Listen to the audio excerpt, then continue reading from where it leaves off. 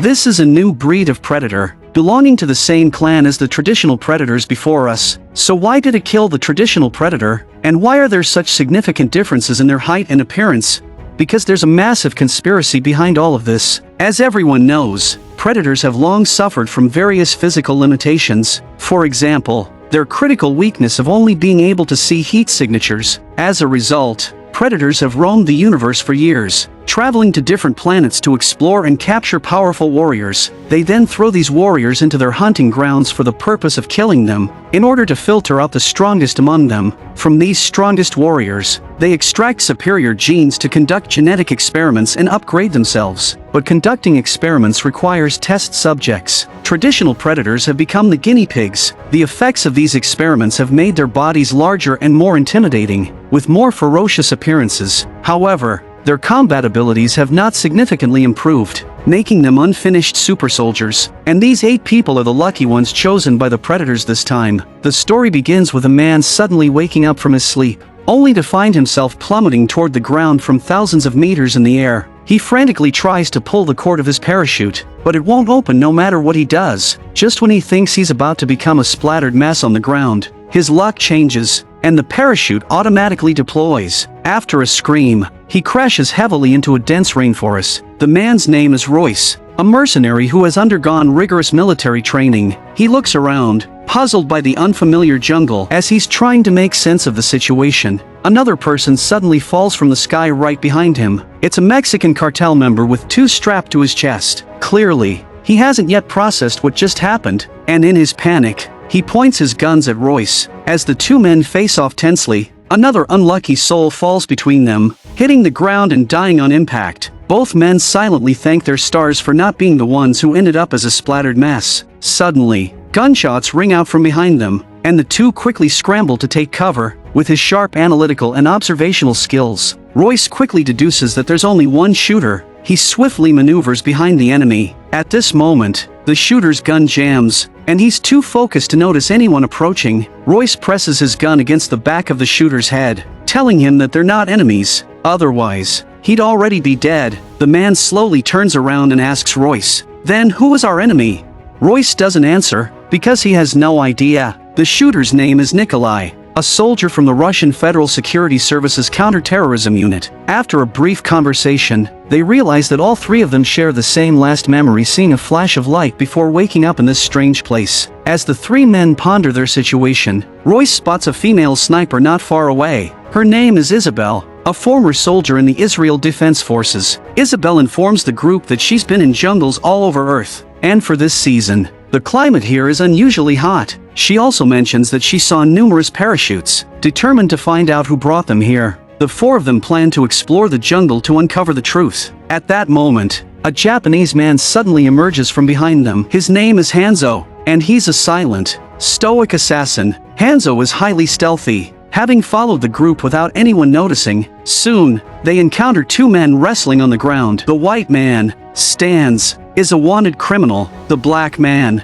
Mombasa, is a rebel fighter. Above them, a survivor is hanging upside down from a tree, loudly crying for help. The group approaches a puddle, and Royce, with quick reflexes, shoots the branch, freeing the man. With Edwin now joining the group, the 7 of them prepare to continue on. Along the way, they notice Hanzo standing motionless, staring ahead. The group walks over to see what's caught his attention and finds a strange totem. Beneath the totem lies a pile of bones, leaving everyone confused about their current situation. They begin to speculate. Some think it might be a military exercise. Others believe it could be a kidnapping for ransom, or perhaps it's some kind of military human experimentation, but each theory is quickly dismissed. There's no way trained personnel would get mixed up in a ransom plot, and none of these people are valuable targets. If it were an experiment, their bodies show no signs of drug effects, though they still don't understand what's going on. One thing is clear: they were all kidnapped and dropped from the sky. Royce calmly states that how they got here is no longer important. What matters now is how they leave. He then slings his A-12 over his shoulder and continues moving forward. With no better plan, the others follow him,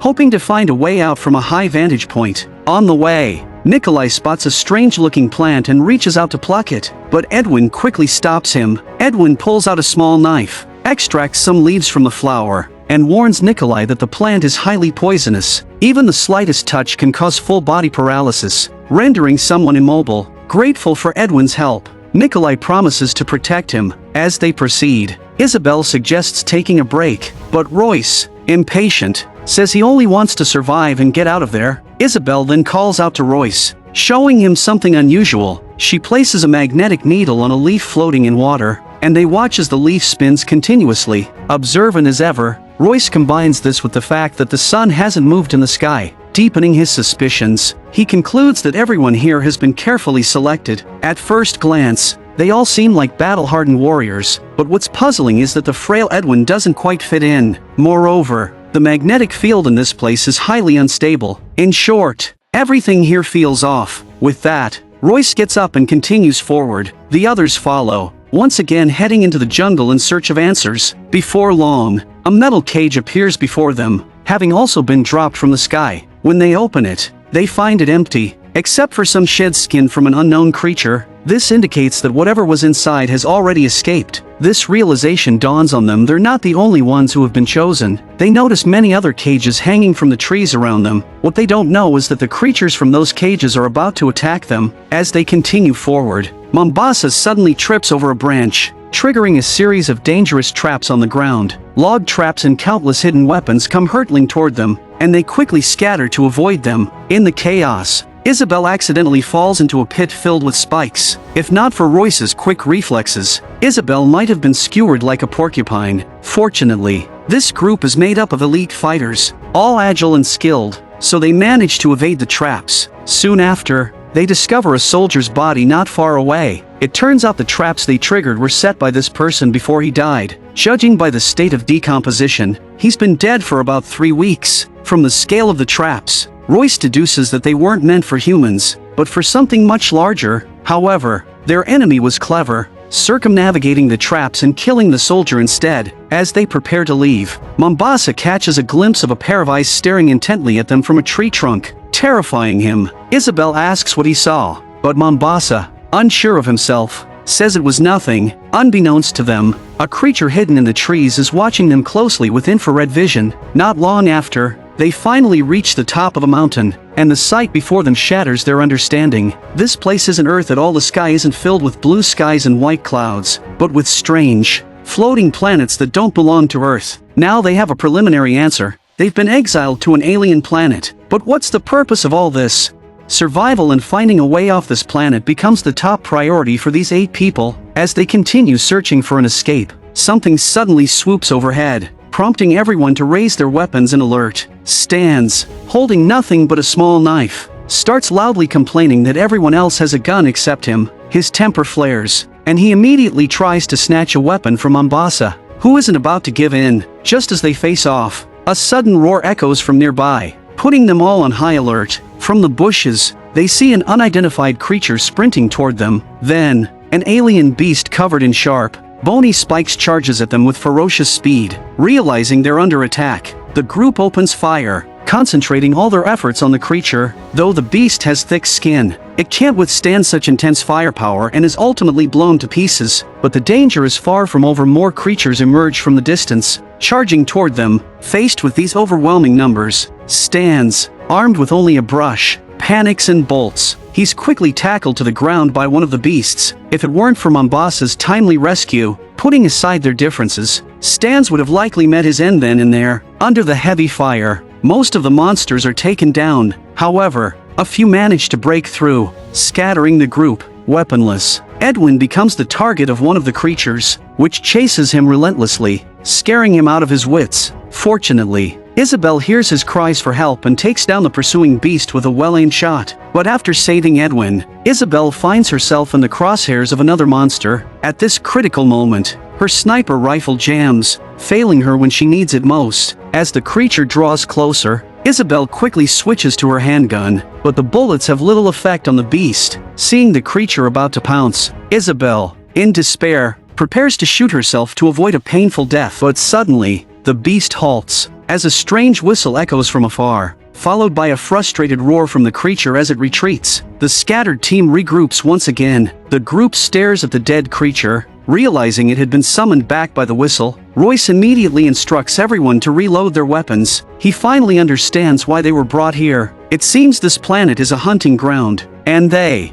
the elite from various continents, have likely been reduced to prey for someone else. The creatures they just fought are the hunting dogs of their predators, and the recent attack was merely a test. The goal was to separate the group and observe their fighting capabilities, in order to assess their combat strength. At that moment, Mombasa realizes that their group is now down to 7 people. Suddenly, they hear faint cries for help from behind them. The group cautiously moves through the dense jungle, finding the Cuchillo sitting motionless not far away, but the eerie silence surrounding him raises suspicion. Isabel wants to rush in and help, but Royce stops her. Sensing a trap, he picks up a rock and throws it toward the Cuchillo. The rock is instantly shattered. The group realizes the bushes are filled with traps, and any attempt to rescue him could get them all killed. Unlike other heroes who might risk everything for a rescue, Royce makes the pragmatic decision to leave. Isabel, compassionate and unwilling to leave him behind, contemplates giving the man a quick death to spare him from further suffering. However, after firing the shot,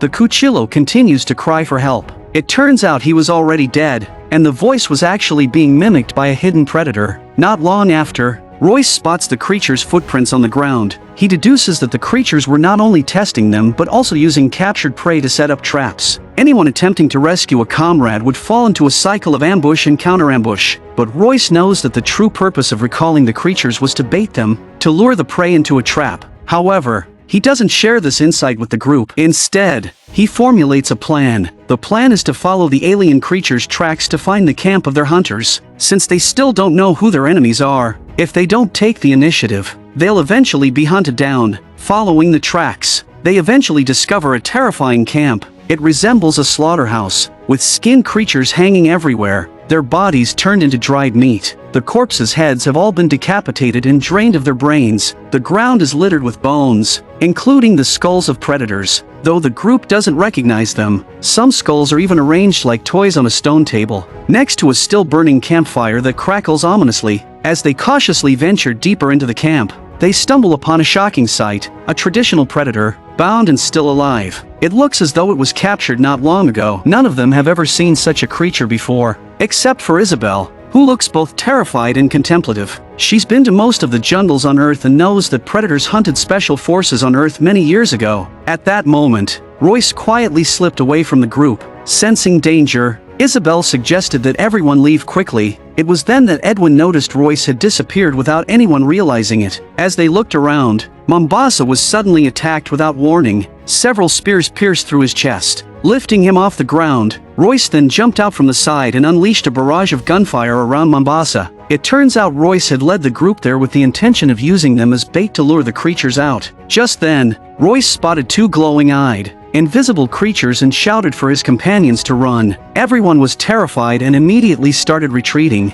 but Nikolai, refusing to back down, grabbed his weapon and fired wildly into the air to cover their escape. Despite the intense shooting, it seemed he didn't even manage to scratch the enemy. The creatures began their counterattack. Using a highly powerful energy weapon, Nikolai's gun was instantly reduced to scrap metal. Realizing that their opponents were far stronger than they had anticipated and were using cloaking devices, the group was completely outmatched and fled in disarray. In their panic, they had no choice but to roll down the hillside, before finally landing in a pond, narrowly escaping death. However, their every move was still under the creature's control. A reconnaissance drone confirmed them location and returned to the creature's camp deep in the jungle, landing on one of the creature's shoulders. As the camera slowly zooms in, the invisible creature finally reveals its true form. It turns out to be 3 massive and formidable new predators, known as the New Predator Brothers. Having narrowly escaped, the group finally climbed out of the water, but Royce was immediately punched hard by Isabel. She was furious with Royce for using them as bait, leading them straight into the creature's territory and getting Mombasa killed. But Royce told them that Mombasa didn't die in vain. At least they now knew who their enemies were. The creatures not only used energy weapons but also had cloaking devices and were physically stronger than humans. Royce also noticed that Isabel was hiding something. It turns out that Isabel had long heard of the predators. Back then, a highly equipped special forces team entered the jungle, but only 1 man survived. According to her detailed report, They encountered an alien being that could cloak itself and relied on thermal imaging to hunt its prey. The survivor had covered himself in mud to avoid the predator's detection, allowing him to eventually kill the creature in an intense battle. It seemed that the mysterious creatures they were dealing with now were indeed predators hunting them. After hearing this, Royce stated that whatever these monsters were, they had to be killed because they had no other choice. The group then set up an ambush in the jungle, but to their frustration, they waited for hours without the predators taking the bait. Isabel, using her sniper scope, observed that one of the creatures was circling the perimeter of the trap. Unwilling to come closer, with no other option, Royce decided to use the weakest among them, Edwin, as bait. However, the predators weren't easily fooled. After discerning their strategy, they sent an alien creature instead. Isabel fired a precise shot with her sniper rifle, successfully killing the creature. When the group went to investigate, they discovered that the slain creature was likely one of the beings that had escaped from the cages. However, Isabel realized that her shot hadn't actually hit the creature. So who, then, had killed this humanoid being? The group was suddenly thrown into a state of panic. At that moment, an invisible figure approached Royce from behind, deactivating its cloaking and pointing a gun at him, but instead of pulling the trigger, the figure removed its helmet, revealing that it was, in fact, a human. The group was utterly shocked by this unexpected turn of events. The man introduced himself as Nolan, another human who had been airdropped onto this planet by the predators. But unlike most, Nolan had managed to survive the deadly hunting game.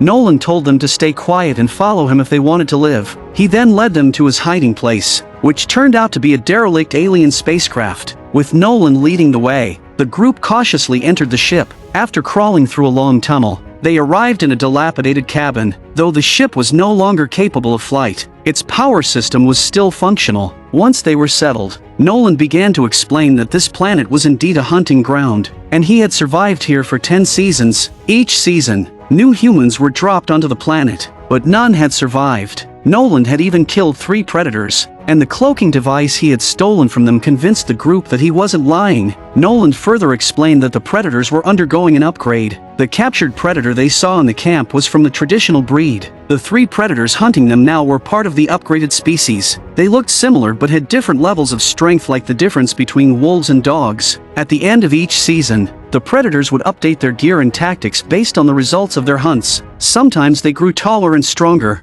but there were also instances where humans managed to kill them. In those cases, the next batch of predators would arrive with new equipment to counter human threats. Nolan also mentioned that there was a predator ship near the camp, but since he didn't know how to operate it, he had never considered hijacking it. After explaining this, he warned everyone to stay quiet because the 3 predator brothers were still outside. Then, he went to sleep. The group, who had been on edge for so long, finally allowed themselves to relax. As Nikolai showed a photo of his children, his eyes softened with warmth. He desperately wanted to return home to hold his kids again. Royce, meanwhile, was deep in conversation with Isabel. The two had developed a strong bond of trust, having looked out for each other throughout their journey. Royce mentioned that the bound predator in the camp might be able to operate the ship. If they freed it, they might even strike a deal after all. The enemy of my enemy is my friend. At that moment, Royce noticed a thin wisp of smoke starting to rise, and everyone immediately became alert. Edwin discovered that Nolan,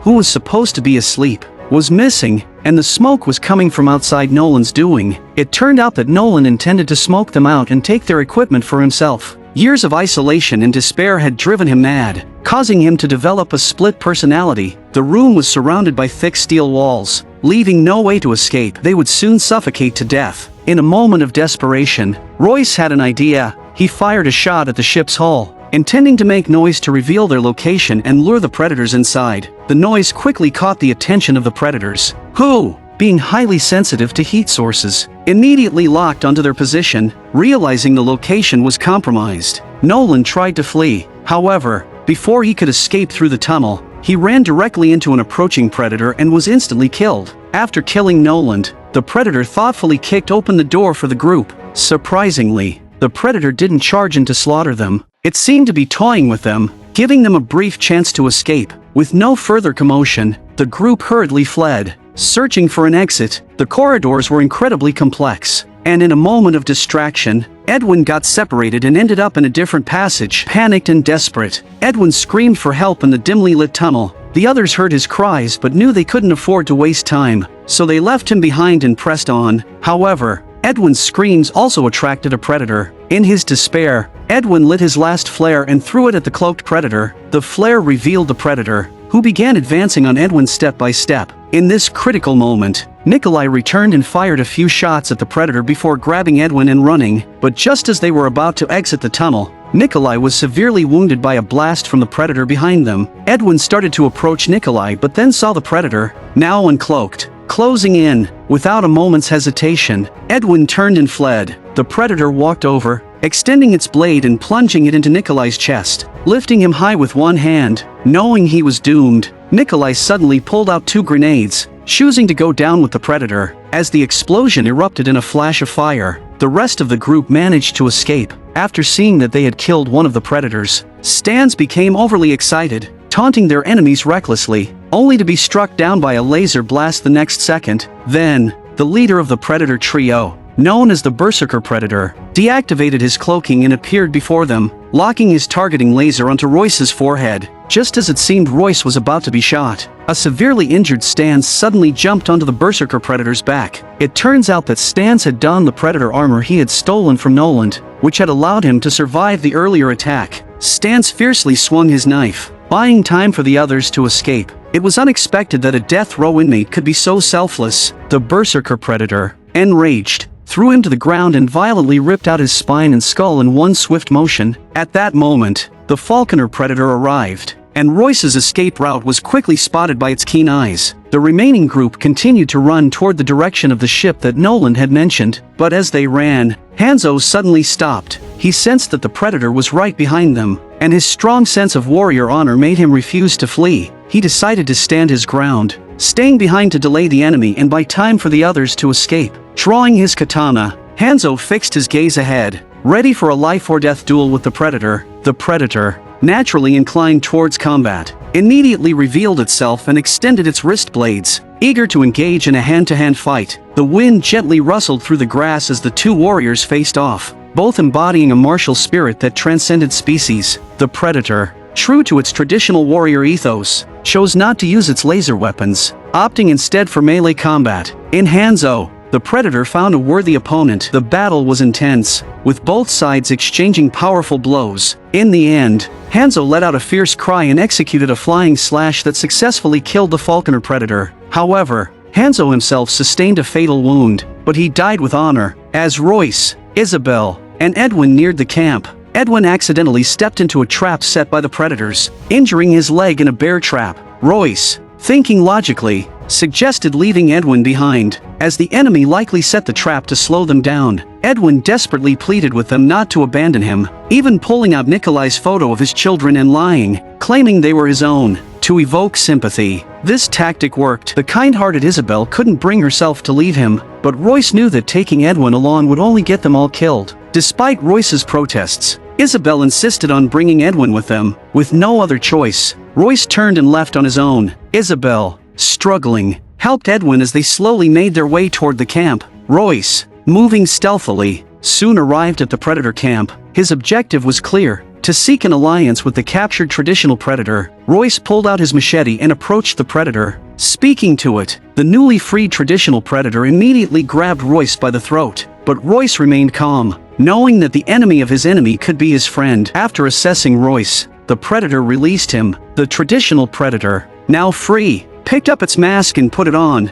True to its code of honor, the predator prepared for action according to their earlier understanding. It donned its full gear and, following through on their agreement, accessed the control panel on its arm, setting the coordinates for Earth. Then it activated a nearby cloaked ship. But just as this was happening, the Berserker Predator returned to the camp, having captured Isabel and Edwin. It turned out the two hadn't gotten far before accidentally triggering one of the Berserker's traps. After capturing them, the Berserker Predator threw them into a deep pit. The loyal traditional predator stepped forward, pressing the launch button on the ship before the final battle began. As the ship's engines slowly roared to life, Royce, not wanting to get involved in their conflict, immediately dashed toward the ship. This was his only chance to return to Earth. While the traditional predator stayed behind to face the new generation's berserker predator, the two predators instantly clashed. Engaging in a brutal hand-to-hand fight, the traditional predator wasn't weak by any means. Despite being weakened from hanging in captivity for so long, he was still strong enough to knock the berserker predator to the ground with a single punch. However, the berserker predator didn't adhere to the honorable combat principles of the predator race. Despite agreeing to a melee fight, he suddenly activated his shoulder cannon and fired at the traditional predator. Under the barrage of heavy fire, the traditional predator was forced to retreat,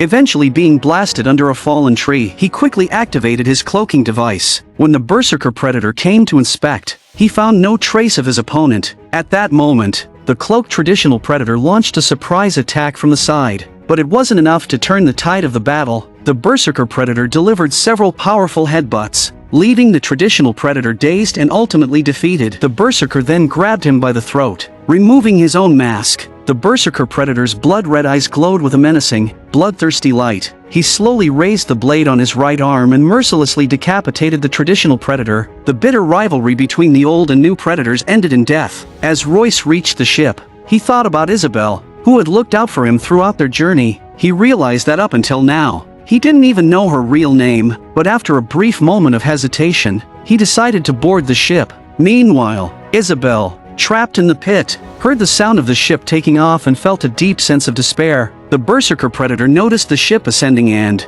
in a frenzy, began running toward it. By the time it caught up, it was too late. The ship had already taken off. However, the berserker predator remained calm. It turned and activated the ship's self-destruct mechanism remotely. The ship exploded in a massive fireball. You might think that this was the end, but it was far from over. In the pit, Isabel and Edwin heard the explosion, realizing their fate was sealed. Edwin then asked Isabel if she would still choose to save him if she could go back in time. Isabel responded affirmatively, saying she would still help and that, in the end, she would use her gun to ease their suffering. Moved by her words, Edwin pulled out a scalpel and sliced Isabel's skin. The blade was coated with a neurotoxin that quickly left Isabel paralyzed and helpless. Isabel looked at him in shock, unable to comprehend why he would do this. Edwin then revealed the truth. It turned out that Edwin was a deranged serial killer who had secretly murdered innocent patients. Initially, everyone thought the predators had chosen the wrong person, but now it was clear each selected individual was there as a form of karmic retribution.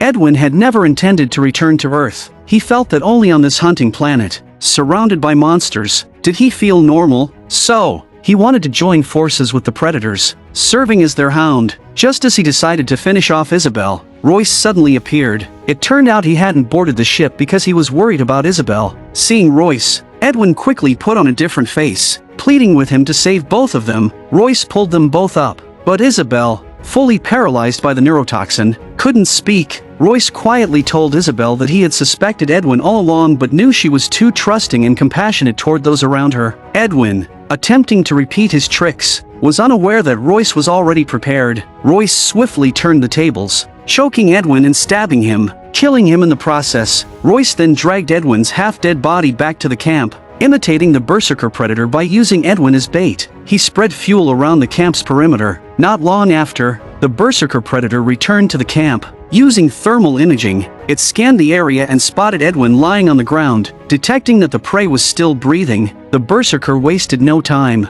stabbing Edwin with his blade only to find he was still alive. Curious, the predator flipped Edwin over, triggering the explosives strapped to his body, causing a massive explosion that left the berserker predator disoriented and severely weakened, his strength now on par with a human's. As the predator staggered to his feet, Royce, covered in mud, was already waiting with a torch in hand. He threw the torch onto the ground, igniting the fuel he had spread earlier, setting the entire camp ablaze. The roaring flames surrounded the berserker predator, interfering with his thermal vision, rendering it nearly blind. Royce became nearly invisible, launching hit-and-run attacks from all directions, striking the predator with an axe like a phantom. For a moment, the berserker predator was completely overwhelmed, but it endured the assault. After several exchanges, Royce, exhausted and gasping for breath, hid behind a tree to rest. But the berserker predator wasn't easily defeated. Using his scanners, it detected Royce's rapidly beating heart. As the predator locked on with his laser sight, Royce sensed the danger and sprinted away. only to be blasted off his feet by a shoulder cannon,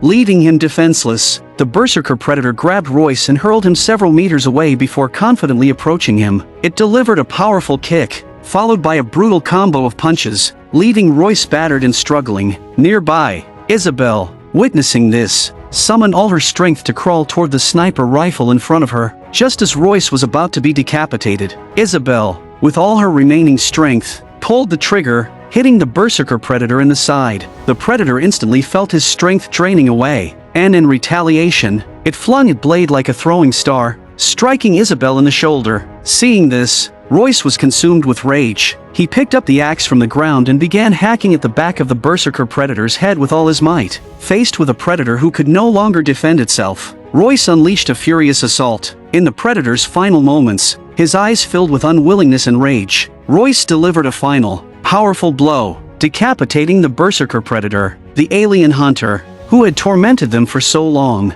was finally slain by his prey. This deadly game, a brutal alien battle royale, had only 2 survivors in the end. Just when they thought it was all over, the next day, they saw another group of unlucky individuals being dropped onto the planet. This signaled the start of a new season, and soon, a new trio of predators would be dispatched to continue the hunt for superior genes. As them looked up at the parachutes filling the sky, the exhausted pair realized they had no choice but to continue their fight for survival. As for why the prey is dropped from the sky with parachutes, if you're not quick enough, you'll crash to your death. Or if you can't even open your parachute, it's a sign of low intelligence. In that case, you're not worthy of being a predator's prey. From the planet's ecosystem, it's clear that this place was specifically designed for humans. Many of the plants resemble those on Earth, creating a controlled environment for hunting and nurturing the strongest prey. The goal is to obtain superior genes to conduct genetic experiments for creating super predators. I'm Movie Lover, and I appreciate your watching. See you next time.